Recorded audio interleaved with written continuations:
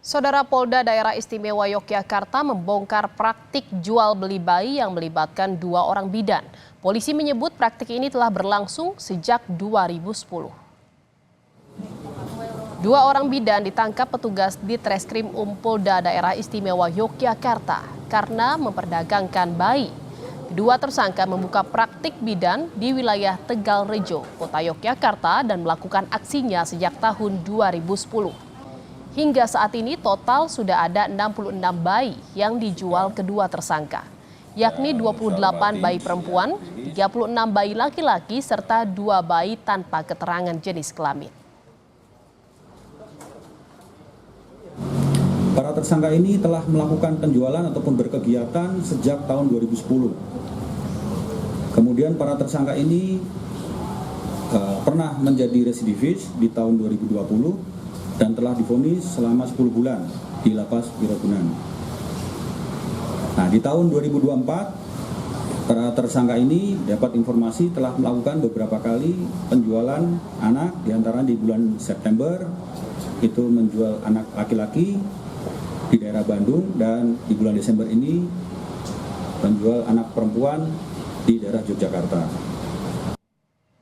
Informasi selengkapnya kita akan menuju ke Yogyakarta. Sudah ada jurnalis Kompas TV Michael Aryawan di sana. Selamat siang Michael, pelaku sudah 14 tahun melancarkan praktik jual beli bayi. Mengapa baru terungkap sekarang?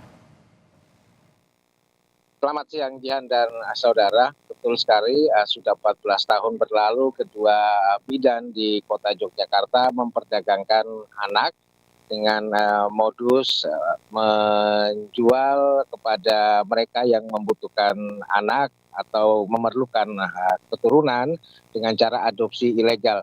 Dan anak-anak ini didapat dari mereka yang keluarga kurang mampu secara ekonomi. Nah, kenapa baru terbongkar pada 2024 ini? Sejatinya Jihan, mereka sudah menjadi residivis 2 bidan tersebut dalam kasus serupa pada tahun 2020 lalu. Namun memang penyelidikan saat itu belum mendalam investigasinya sehingga mereka hanya dikenakan hukuman 10 bulan penjara.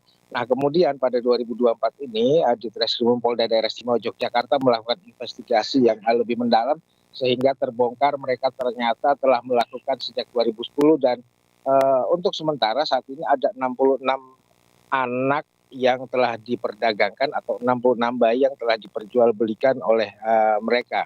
Demikian, Jihan. Ya, 2 pelaku merupakan residivis kasus yang sama. Lalu apa motif pelaku menjual beli bayi ini? Ya, mereka memperdagangkan bayi ini awalnya adalah dari keluarga kurang mampu secara ekonomi datang ke rumah bersalin mereka, kemudian meminta untuk persalinan dengan biaya yang murah atau bahkan gratis. Kemudian terjadilah negosiasi bahwa anak yang nanti dilahirkan akan diadopsi oleh keluarga yang membutuhkan anak. Nah, dari transaksi atau negosiasi itu kemudian menyusul ada transaksi antara kedua bidan ini dengan orang yang membutuhkan anak, dan anak mereka yang membutuhkan anak ini berasal dari seluruh Indonesia. Berdasarkan catatan kami memang Polda Daerah Istimewa Yogyakarta menyebut bahkan ada yang dijual hingga ke Papua. Jadi motifnya memang adalah ekonomi, kemudian modusnya adalah mereka menjual dengan alasan biaya perawatan. Demikian, Jihan.